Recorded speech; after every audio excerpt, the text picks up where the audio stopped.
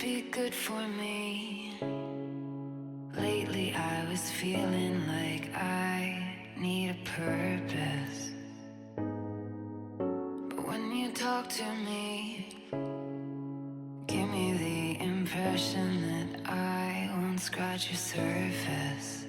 And I could walk for days, searching for your praise. But is it even there to find?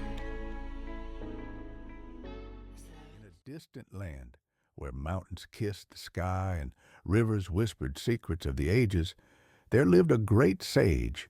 His wisdom was known far and wide, yet he rarely spoke unless a question carried the weight of true seeking. One day, 3 travelers came to him, each having spent their lives searching for truth. They had walked different roads, studied under different masters, and each believed their path was the highest. The first traveler, a devoted scholar, stepped forward.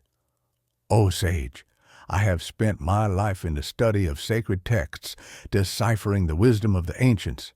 I have walked the path of knowledge, and I know it leads to the truth." The second traveler, a mystic, spoke next. "O sage, I have turned inward seeking truth in silence. Through meditation and surrender, I have walked the path of experience, and I know it leads to the truth." The third traveler, a skeptic, scoffed at the others. "O sage, I follow no path, for I believe all paths are illusions. Truth cannot be found by following. I have walked no path, and I know this leads to the truth." The sage listened, his face as calm as the surface of a still lake. He picked up a clay pot and with a swift motion shattered it upon the ground. The travelers watched as the fragments lay scattered at their feet. Then the sage spoke. "You say you follow the path of knowledge. You say you follow the path of experience. You say you follow no path at all, yet look at these shards. Each one reflects a piece of the pot, yet none of them are the pot itself." The first traveler frowned. "But together they form the whole." The sage nodded.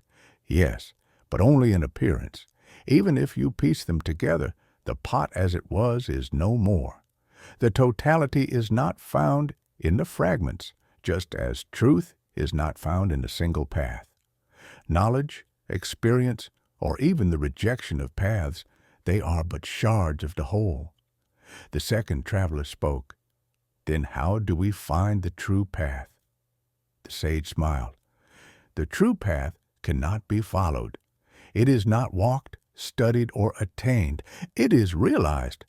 Just as this pot was never separate from the clay it was made of, you were never separate from the truth. The illusion of different paths exists only because you believe yourself to be apart from the whole. But the moment you see through this illusion, the path disappears, for you have become it."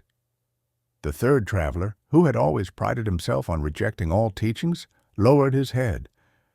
"Then even my rejection of paths was a path itself?" The sage nodded. "The one who claims allegiance to no path is often the most bound. But when all paths dissolve, when knowledge, experience, and even denial merge into one, there is no longer a seeker, only the whole. That which was something becomes everything. And in that everything, there is no longer anything to search for." The sage then asked, "Now tell me, travelers, if the pot is no longer a pot, then what is it?" The 3 travelers sat in silence, staring at the scattered shards. They searched for an answer, but none could be given. And in that moment, something within them shattered as well.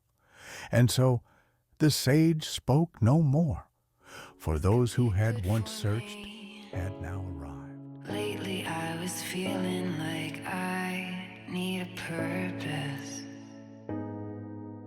But when you talk to me, give me the impression impression that I won't scratch your surface. And I could walk for days, searching for your praise. But is it even